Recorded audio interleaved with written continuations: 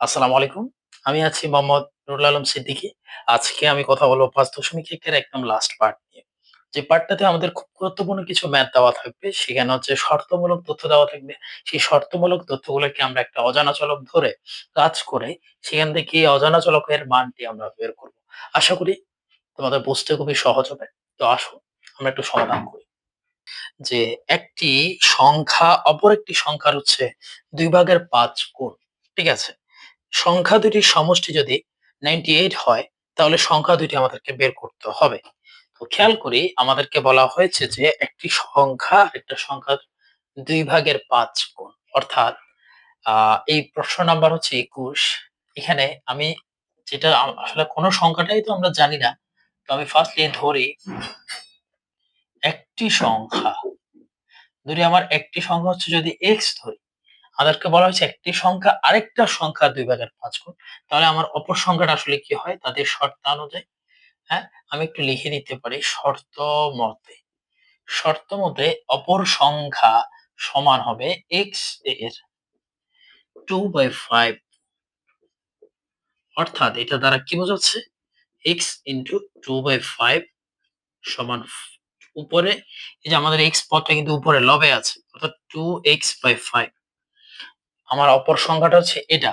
আর একটি সংখ্যা পেলাম এটা। এখন বলছে যে আমাদের এই ২ টা সংখ্যার যোগফল। তাহলে আমরা এখন লিখব সুতরাং প্রশ্ন মতে। আসলে ম্যাথ গুলা খুবই একদম ইজি টাইপস এর একটা ম্যাথ। আমরা জাস্ট কনসেপ্টটাকে আ জাস্ট গ্রিপ করলেই হবে। হ্যাঁ? আমরা তাহলে সলভ করতে সুবিধা হবে। তাহলে ১ম সংখ্যাটা এটা লিখলাম একটা সংখ্যা, আরেকটা সংখ্যা হচ্ছে 2x/5 ঠিক আছে? তাহলে ২ টার সমাধান সরি ২ টার যোগফল আমাদেরকে 98 বলা হয়েছে। এটা হচ্ছে আমার ওই পার্টটা। তাহলে খেয়াল করে আমার এখানে কি বলা হয়েছে x প্লাস 2x/5 সমান হচ্ছে কত? 98 এটার মানে হচ্ছে একটি সংখ্যার অপর একটা সংখ্যার যোগফল এত। তাহলে আমি যদি এখানে একটু কাজ করি ২ টার লসাগু হচ্ছে আমার 5 ঠিক আছে? আর 5 দ্বারা যদি এই নিচে 1 চিন্তা করি মনে, মনে ভাগ করলে হচ্ছে 1 দ্বারা ভাগ করলে 5 থেকে যায়। 5 দ্বারা উপরে গুণ করলে আমার থাকবে 5x প্লাস 5 দ্বারা 5 দ্বারা 5 কে ভাগ করলে 1 তাহলে উপরে 2x থেকে 2x পাশে হচ্ছে 98 ভা বা হচ্ছে আমার এটা হচ্ছে 5x প্লাস 2x মানে হচ্ছে 7x। আরেকটা জিনিস খেয়াল করি, আমার যে এই যে 5 আছে, এই 5 টাকে আমি যদি আড়াআড়ি গুণ করে ফেলি, তাহলে আমার এখানে হচ্ছে 98 গুণ ৫ অর্থাৎ 98 গুণ ৫ যা হয় বা 70x ওকে, এখানে 98 গুণ 5 আমার কত হয়? আমি একটু হিসাব করি। সেটা হচ্ছে আমার হচ্ছে 490 490 এরপরে এই পার্টটা আমি এখানে একটু করছি। এটা হচ্ছে 7x আর এটা হচ্ছে ৪৯০ তাহলে হচ্ছে আমি যেটা করি x কে একপাশে রেখে 7 টাকে এপাশে নিয়ে আসবো। তাহলে 490 কে আমি যদি 7 দ্বারা ভাগ করি ৭ ৭ হচ্ছে ৪৯ আর শূন্য কেটে আমরা এখানে বসালাম অর্থাৎ ৭৭ হচ্ছে ৪৯০ অর্থাৎ আমার x এর মানটি আমি পাচ্ছি 70 ঠিক আছে? তাহলে একটা জিনিস এখন খেয়াল করি আমরা লাস্টে এটাই লিখতে পারলাম যে যেহেতু আমরা সমাধান বের করে ফেলেছি, অর্থাৎ আমার এখানে বের হলো একটি সংখ্যা, এই x এর মান আমার হচ্ছে কত 70 ঠিক আছে? তাহলে অপর সংখ্যাটি আমি একটু এগুলো মুছে দিচ্ছি। এটা আমার লাস্ট পার্টের অংশ থাকবে। লাস্ট পার্টের অংশ থাকবে সেটা হচ্ছে কি? একটু লিখি আমি। সেটা হচ্ছে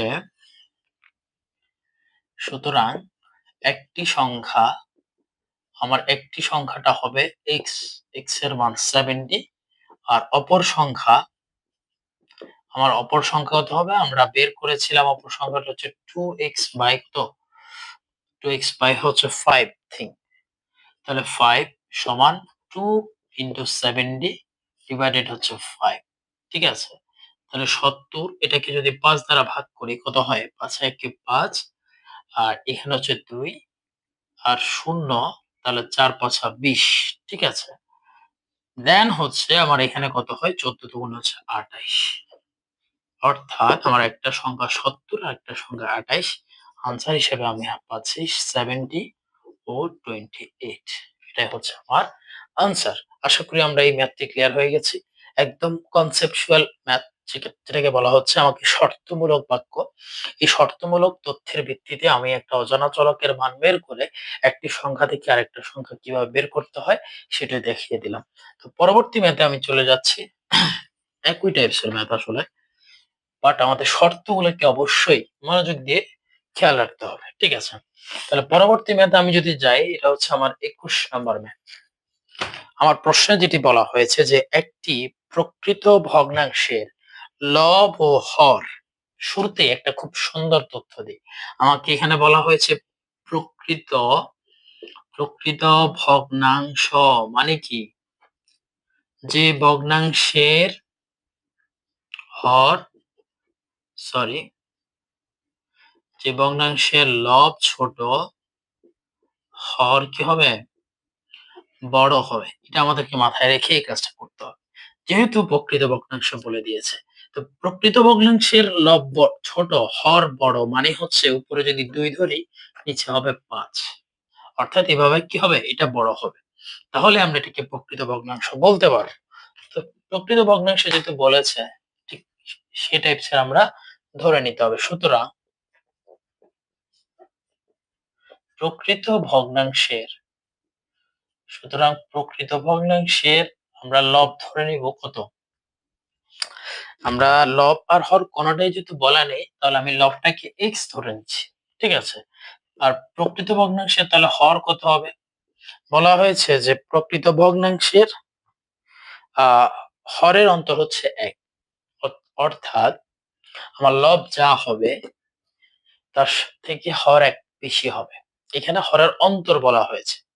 তাহলে আমাদের শর্ত অনুযায়ী আমরা লব যাই ধরবো তার থেকে আমাদেরকে এটাকে ১ বাড়ায় ধরতে হবে। তাহলে আমরা যখন এটা থেকে লব বিয়োগ করব, লবটা ছোট হবে। বুঝতে পারছি কিনা? আমরা যদি ধরি এটা যদি x, লব যা আছে তার থেকে বলা হচ্ছে অন্তর হচ্ছে ১ বেশি। অর্থাৎ 1 অন্তর হবে। তো সেই ক্ষেত্রে আমরা কি করব? সেটা হচ্ছে আমাকে ১ যোগ করে আমি আমার হরটাকেও বাড়ায় নিলাম। আবার যদি আমরা একটু খেয়াল করি, আমরা x + 1 যদি এটার সাথে আমরা কাজ করি তাহলে আমার 1 বের হবে। বিয়োগফল 1 হবে পার্থক্য। এই পার্থক্য হলে আমরা এটাকে প্রকৃত ভগ্নাংশ হিসেবে, অর্থাৎ সুতরাং আমার কি হবে? প্রকৃত ভগ্নাংশটি প্রকৃত ভগ্নাংশটি কি হবে? সমান x/x+1। তাহলে এটাকে যেমন প্রকৃত ভগ্নাংশ হলো সেই শর্তটা আমরা মানলাম। পরবর্তী শর্ত আমাদেরকে কি বলা হয়েছে সেটা বলছে আমার লব থেকে 2 বিয়োগ এবং হরের সাথে 2 যোগ করতে হবে। সুতরাং শর্ত মতে আমার লব থেকে 2 বিয়োগ করব আর হরের সাথে আমাকে কি করতে হবে? 2 যোগ করতে হবে। তো আমার লব ছিল x, এটার সাথে 2 বিয়োগ করলাম। আর হর ছিল x+1, এটার সাথে 2 কি করলাম? যোগ করলাম। ওকে। যোগ করার পরে আমাকে বলা হচ্ছে যে ভগ্নাংশটি পাওয়া যাবে তা 1/6 এর সমান। অর্থাৎ তা 1/6 এর সমান হবে। এখন যে অবস্থানে আছে তা 1/6 এর সমান। এখন এখান থেকে আমরা x এর মানটা আসলে বের করতে হবে। তাহলে আমরা কাজ করব। উপরে আছে x -2 আর নিচে x আছে +1 +2 মানে হচ্ছে +3 সমান কত? 1/6। ঠিক আছে? পরবর্তী লাইনটা যদি আমি একটু লিখি, আমি যদি আড়াআড়ি কাজ করি x+3 এর সাথে 1 গুণ করলে আমার থাকবে x+3 সমান। আর x -2 এর সাথে 6 গুণ করলে আমার থাকবে 6x প্লাস এ মাইনাসে মাইনাস ৬ দুগুণে হচ্ছে কত? ১২। তাহলে এটা যদি কাজ এখানে করি, একটা জিনিস খেয়াল করি তাহলে আমার বাইর হবে কত? এখানে x আছে, এখানে 6x। আমি যদি x মাইনাস 6x আর একপাশে হচ্ছে সমান চিহ্ন, এখানে আছে -12 আর +3 থেকে এই পাশে আসলে এটা -3 হয়ে যাবে। তার পরবর্তী লাইনে দেখি x -6, তাহলে যা মান বড় হচ্ছে মাইনাস এরটার সাথে চিহ্ন হবে মাইনাস, কাজ হবে প্লাস। 6x - x হচ্ছে 5x সমান, এখানে একটু খেয়াল করি মাইনাস কমন নিলে আমার এখানে আসবে 12 প্লাস হচ্ছে 3 অর্থাৎ -5x সমান -15 বা যদি আমি x এপাশে রেখে দিই তাহলে -15 কে -5 দ্বারা ভাগ করলে আমার আসবে 3। সুতরাং আমার x এর মান আসছে 3। ঠিক আছে? তাহলে আমি এখন মানটা বসিয়ে দিব। আমাকে চাওয়া হয়েছে ভগ্নাংশটি নির্ণয় করো। সুতরাং আমি বাকি সব মুছে দিচ্ছি এখন। উপরেরগুলা মুছে দিচ্ছি। এটা একটু মুছে দিচ্ছি আমি। সুতরাং আমার এখন প্রকৃত ভগ্নাংশের হর x সমান আমি পেলাম 3। প্রকৃত ভগ্নাংশের উল্টা লিখে ফেলছি আমি। এটা হবে লব আর এটা হবে হর। তাহলে হরটা আমি কি পেয়েছিলাম? x বাই x প্লাস 1, তাই না? x প্লাস 1 তাহলে সমান হবে 3 প্লাস 1 সমান হচ্ছে 4। সুতরাং ভগ্নাংশটি কি হবে? আমার ভগ্নাংশটি দাঁড়াচ্ছে উপরে 3 নিচে হবে 4। অর্থাৎ তাদের শর্তটা কিন্তু মেনেছে। যে তারা বলেছিল লব যা হবে লব আর হরের অন্তরটা হবে কত? 1 হবে। আর আরো একটা বিষয় যেটা আমাদের কাছে প্রকৃত ভগ্নাংশ চাওয়া হয়েছে, তাহলে প্রকৃত ভগ্নাংশের শর্তটা এটা কি করেছে? মেনেছে। যে ভগ্নাংশের আমাদের লব ছোট, হর বড় সেটা প্রকৃত ভগ্নাংশ। আশা করি আমরা সবাই ক্লিয়ার হয়ে গেছি। তাহলে পরবর্তী ম্যাথে চলে যাচ্ছি আমরা।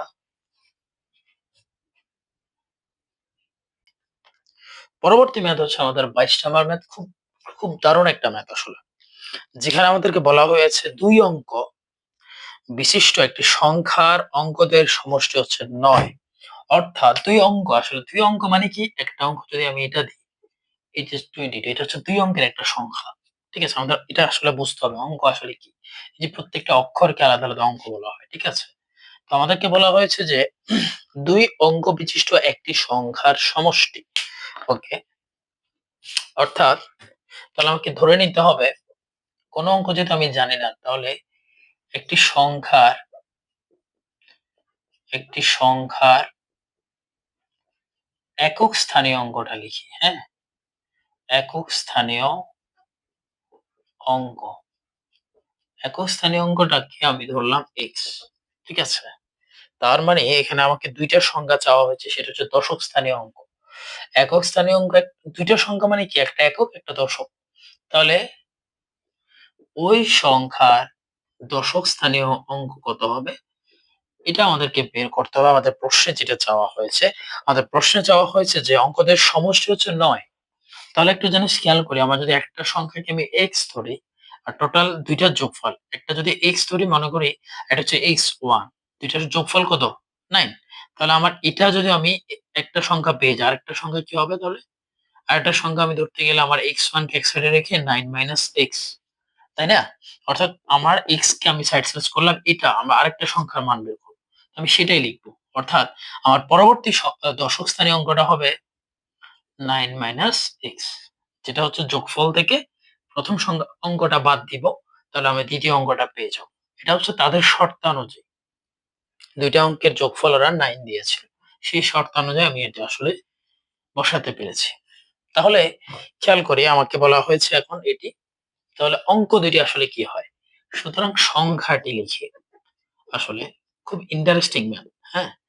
সুতরাং সংখ্যাটি দশক স্থানীয় অঙ্ক হচ্ছে, তাহলে এটা কি ১০ গুণ কত হবে?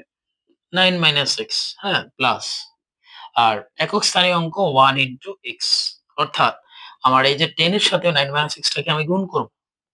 তাহলে 9 * 10 মানে হচ্ছে কত? হচ্ছে 90।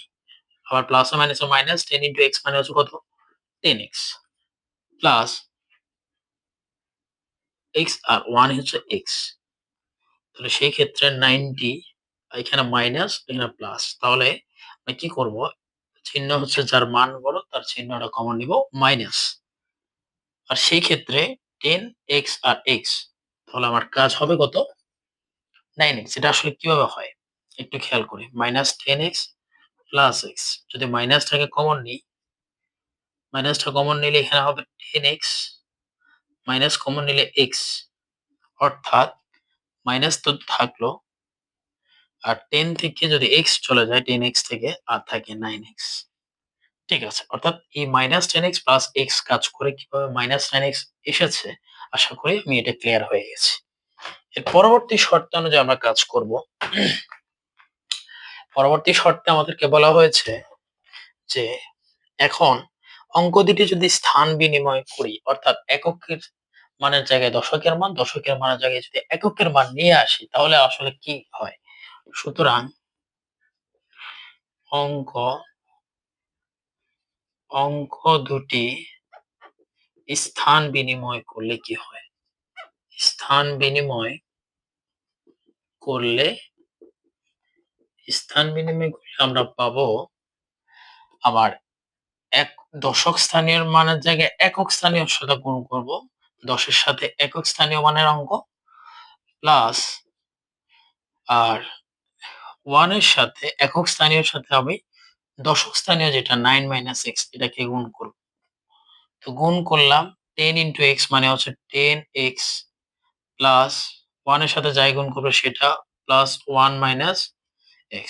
কাজ করলে হচ্ছে 10x থেকে x গেলে 9x প্লাস হচ্ছে 9। অর্থাৎ অঙ্ক দুটি স্থান বিনিময় করলে আমি পাচ্ছি 9x প্লাস 9 আর মেইন সংখ্যাটা ছিল 90x 90 - 9x। তাহলে পরবর্তী লাইন লাস্ট ধাপ অর্থাৎ বলছে অঙ্ক দুই স্থান বিনিময় করলে যে সংখ্যা পাওয়া যাবে তা প্রদত্ত সংখ্যা থেকে ৪৫ কম। অর্থাৎ আমি যদি এখান থেকে ৪৫ বাদ দিই তাহলে আমি এটা সমান পাবো। ঠিক আছে কিনা? তাহলে আমি শর্ত মতে লিখে ফেলতেছি। একটু উপরটা মুছে দিচ্ছি।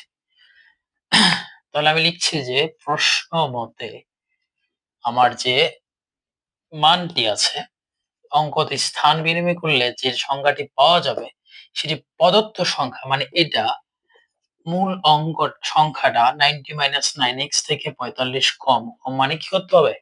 বাদ দিতে হবে। এখন এখান থেকে কাজ করে আমরা x এর মানটা আসলে বের করে ফেলতে পারবো। একদম সহজ কাজ। আমার এখানে 9x আছে, আমি এখানে 9x টাকে এই পাশে নিয়ে আসবো। এটা হবে প্লাস 9x সমান এখানে 90 থেকে -45 হয়ে গেলে আর 45 থাকে। প্লাস 9 এই পাশে চলে আসলে এটা হয়ে যাবে -9 বা 9x প্লাস 9x হচ্ছে 18x সমান আর 45 - 9 হচ্ছে 36। তাহলে আমরা কি পাচ্ছি? সমান x সমান 36/18 কাটাকাটি করলে হচ্ছে 2, তাহলে x হচ্ছে 2। ঠিক আছে? সুতরাং আমার সংখ্যাটি কি দাঁড়াচ্ছে? তো সুতরাং সংখ্যাটি আমার একক স্থানীয় যেটা অঙ্ক, একক স্থানীয় একক স্থানীয় অঙ্ক এটি পাচ্ছে কত?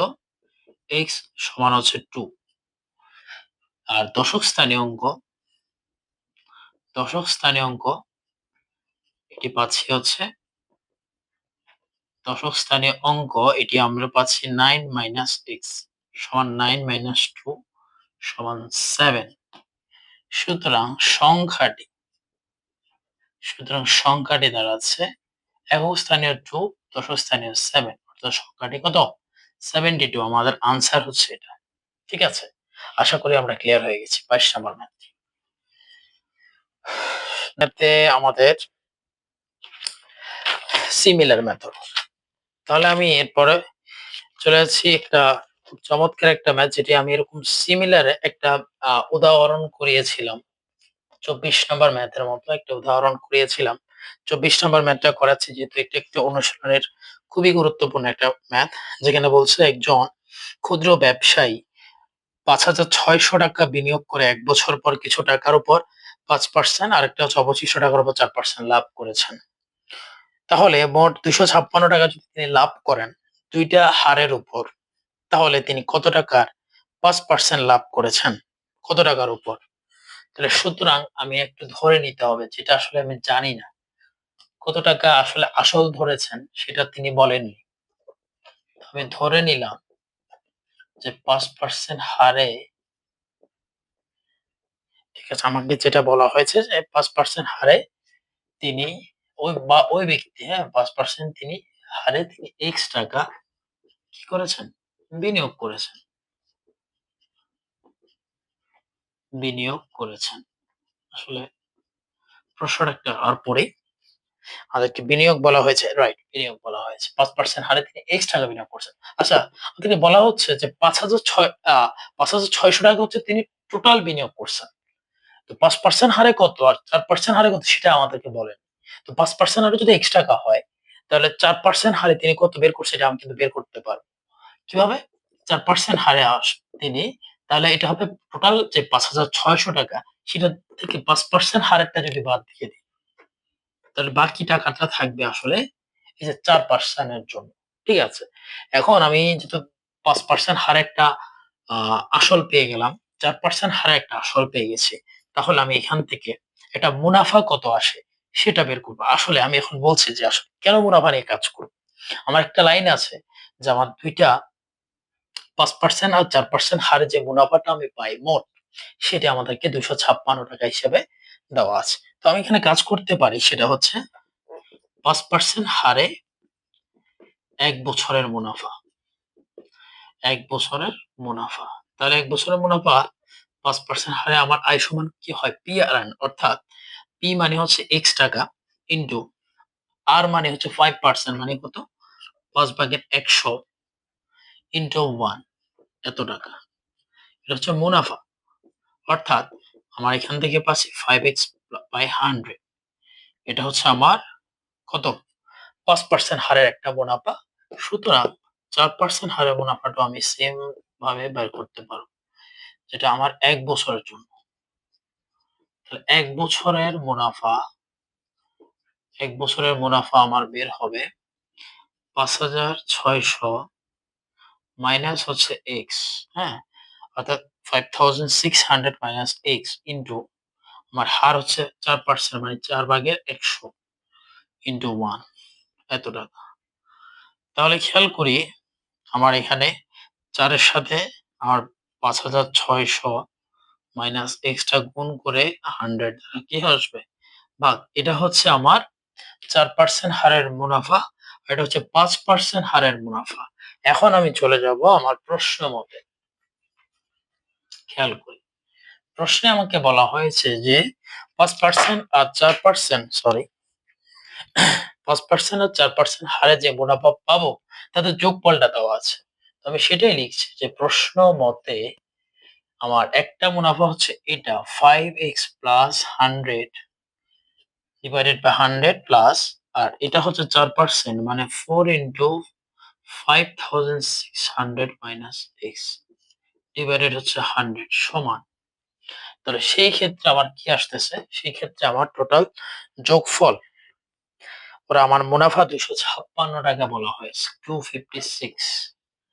তাহলে খেয়াল করি আমার যদি এখানে ১০০ আমি যদি লসাগু করে ফেলি, ঠিক আছে? ১০০ দ্বারা ১০০ কে ভাগ করলে ১০০, উপরে থাকছে 5x প্লাস ১০০ দ্বারা ১০০ কে ভাগ করলে 1, উপরে যেটা গুণ করব ৪ ৬ ২৪, ২ ৪ ৫ ২০ আর ২ হচ্ছে কত?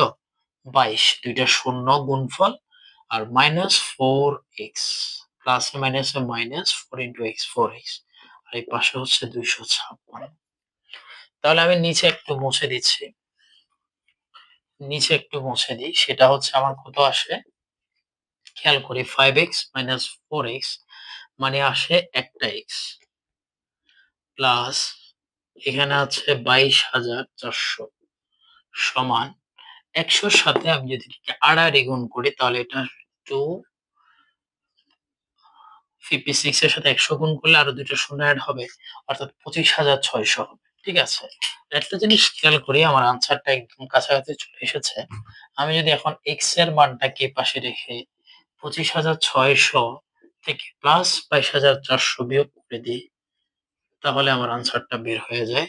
অর্থাৎ x is equal to এটা বিয়োগ করলে ০ থেকে ০ বিয়োগ করলে ০, ৬ থেকে ৪ গেলে ২, ৫ থেকে ২ গেলে হচ্ছে ৩।